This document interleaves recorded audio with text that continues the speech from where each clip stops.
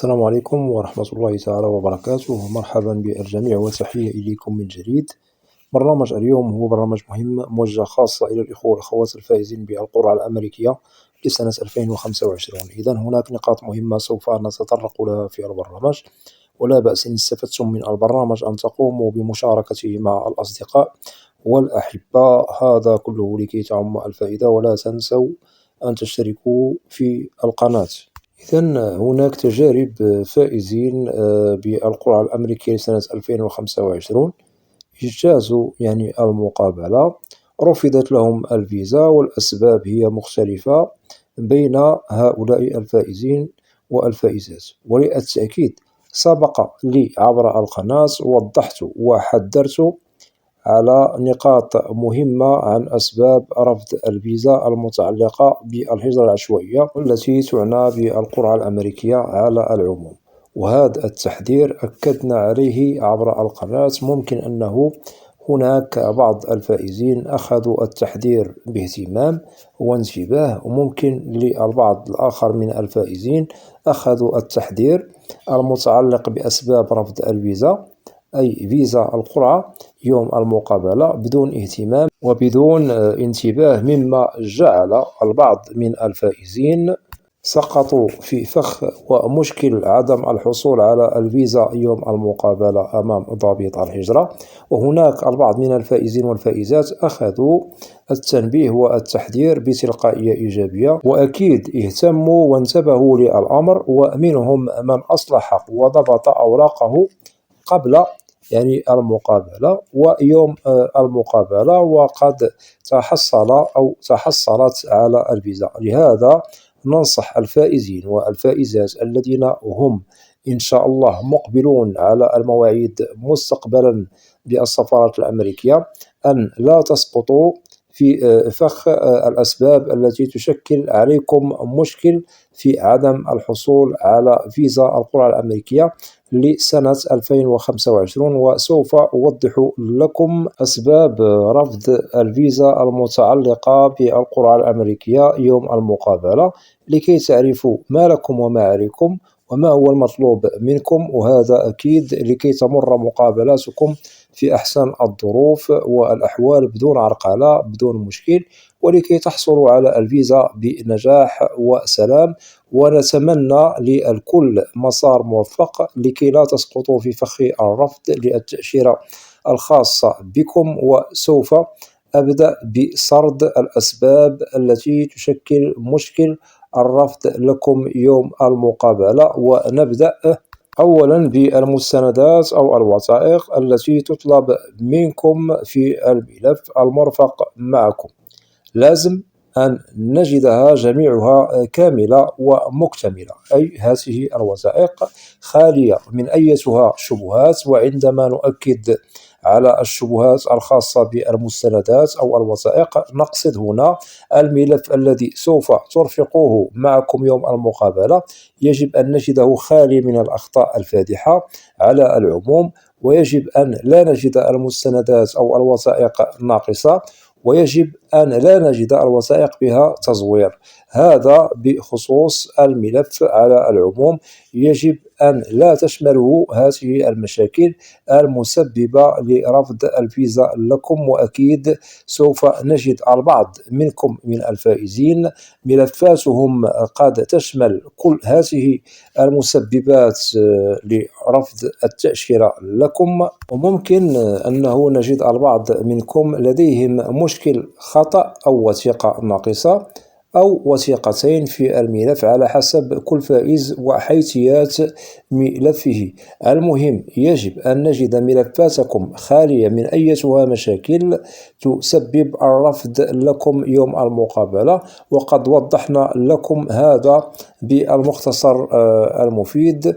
وعليكم أن تنتبهوا للوثائق المرفقة معكم في ملفاتكم، هل هي خالية من الشبهات، وهل هي مكتملة، وهل هي خالية من الأخطاء، لأجل أنه لا ترفض لكم الفيزا يوم المقابلة. وهذا سبب من ضمن الأسباب التي ممكن أنها تشكل عليكم مشكل في عدم الحصول على فيزا القرعة الأمريكية لكي أنتقل بكم إلى الأسباب الأخرى التي قد تشكل كذلك مشكل في عدم الحصول على الفيزا يوم المقابلة.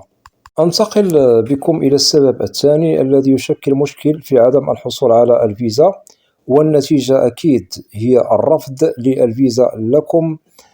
بالطبع ممكن أننا سوف نجد تناقض في البيانات والمعلومات المتواجدة في استمارة DS التي قمتم بملئها سابقا وأرسلتموها إلى مركز KCC بالولايات المتحدة. بالطبع هناك بيانات ومعلومات مهمة كذلك تتعلق بالوثائق التي سوف ترفقوها معكم في الملف يوم المقابلة. هذا كذلك من بين الأسباب التي تشكل مشكل كبيرا في عدم الحصول على الفيزا يوم المقابلة. أتمنى أن تكون هذه النقاط واضحة. ننتقل بكم إلى سبب آخر يسبب الرفض لكم والمتعلق بالكذب عند الإجابة على أسئلة ضابط الهجرة. بالطبع لأن الأسئلة جميعها تدخل في صلب استمارة DS، وممكن للفائز أنه يجيب بأجوبة غير مقنعة يوم المقابلة، والأجوبة تتضح لدى ضابط الهجرة بأنها بعيدة كل البعد عن المعلومات والبيانات التي هي بالوثائق والتي هي باستمارة DS 260. هذا كذلك سبب غير مرغوب فيه يوم المقابلة وغير مقبول بالطبع. وكذلك نؤكد ممكن أنه يشكل مشكلا كبيرا في عدم حصول الفائز على فيزا القرعة يوم المقابلة، أن الكذب في الإجابة أمام ضابط الهجرة سوف يستدعي من ضابط الهجرة أنه لن يناقش معكم، وبالطبع سوف لن يمنح لكم التأشيرة. أتمنى أن تكون هذه النقاط واضحة. كذلك هناك سبب آخر هو غير مقبول كذلك، وقد يشكل على الفائز مشكل في عدم الحصول على الفيزا يوم المقابلة، والمتعلق بالشروط المكتملة. فإن وجد بأنه الشروط غير مستوفية في الفائز يوم المقابلة، وهذا بالطبع قد يشكل مشكل في عدم الحصول على الفيزا. السبب الآخر الذي يشكل مشكل على الفائز بعدم الحصول على الفيزا يوم المقابلة نؤكد وجود المشاكل المتعلقة بالسجل العدلي وحسن السيرة والسلوك. يدخل هذا كله في صلب الملف الأمني المتعلق بالفائز المعني بالأمر. بالطبع هناك شهادة تسمى شهادة السجل العدلي يطلبها الفائز قبل المقابلة من المحكمة، ونؤكد هنا في حالة أن هناك خروقات قانونية والتي تشمل الأحكام التي قد يحكم بها يعني الفائز المعني بالأمر كخروقات تتعلق بالهجرة الغير الشرعية، وتتعلق كذلك مثلا بارتكاب جرم ما، والخروقات القانونية هي مختلفة.